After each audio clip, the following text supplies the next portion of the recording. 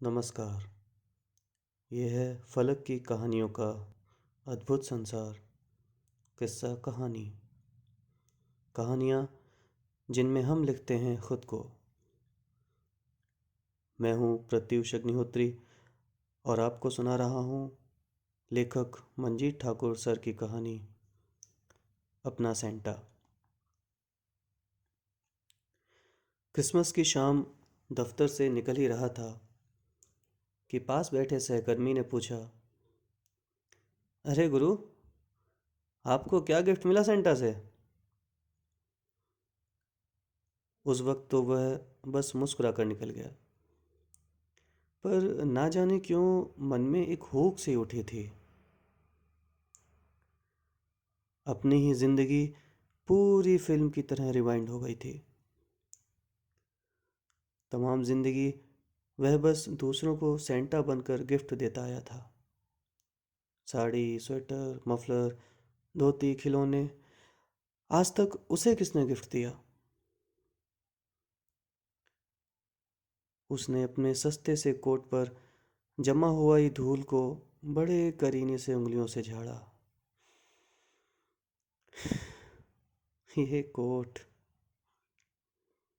वह मुस्कुरा उठा। उसके इस एकमात्र कोट का भी उसके रिश्तेदार ठट्ठा करते थे। उसके एक रिश्तेदार ने कहा था, आपकी कोट मर्द की जुबान वाली कहावत जैसी है, बदलती ही नहीं कभी। वह हमेशा की तरह मुस्कुरा कर रह गया था।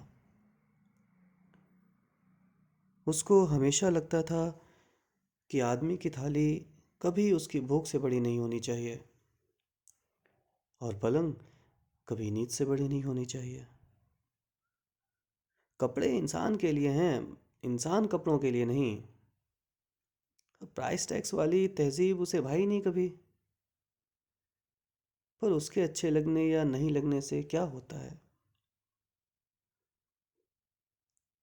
घर लौटते समय वह यही सोचता हुआ खामोश था कि आखिर उसका सेंटा कौन है। सबने उसको सेंटा के रूप में देखा था। उसके लिए कभी किसी ने कोई गिफ्ट खरीदा ही नहीं। किसी के जहन में आया भी नहीं होगा। तो क्या गिफ्ट की उम्मीद रखनी चाहिए? शायद हाँ, या शायद ना। पर एक जगह पर आकर उसके कदम ठिठक गए। क्रिसमस की रोशनी से जगमगाते बाजार में सामने विदेशी शराब की दुकान थी। जेडी उसकी पसंदीदा ब्रांड थी और आज त्योहार का मौका था। पसंदीदा ब्रांड की बोतल देखकर उसका मन ललचाया। पर उसे ख्याल आया, बेटे की डिमांड थी इंग्लिश विलो बल्ले की। जितने में उसकी बोतल आएगी, बेटे का बल्ला भी आ जाएगा। थोड़े भारी मन से वह आगे बढ़ गया। फिर उसके कदम ठिठक गए। उसने योनो ऐप में अपने अकाउंट का बैलेंस चेक किया और वह वापस लौटकर ठेके पर आ गया था। उसने अपने लिए जेडी का अद्दा खरीदा और उसको रंगीन कागज में पैक कर लिया था। फिर आगे पान की दुकान से उसने एक पूरा पैकेट सिगरेट खरीदा और दुकान वाले से पेन लेकर बोतल पर लिखा, मैरी क्रिसमस टू मी।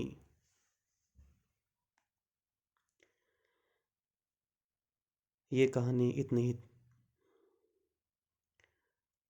आप सुन रहे थे प्रत्युष अग्निहोत्री की आवाज़ में लेखक मंजीत ठाकुर।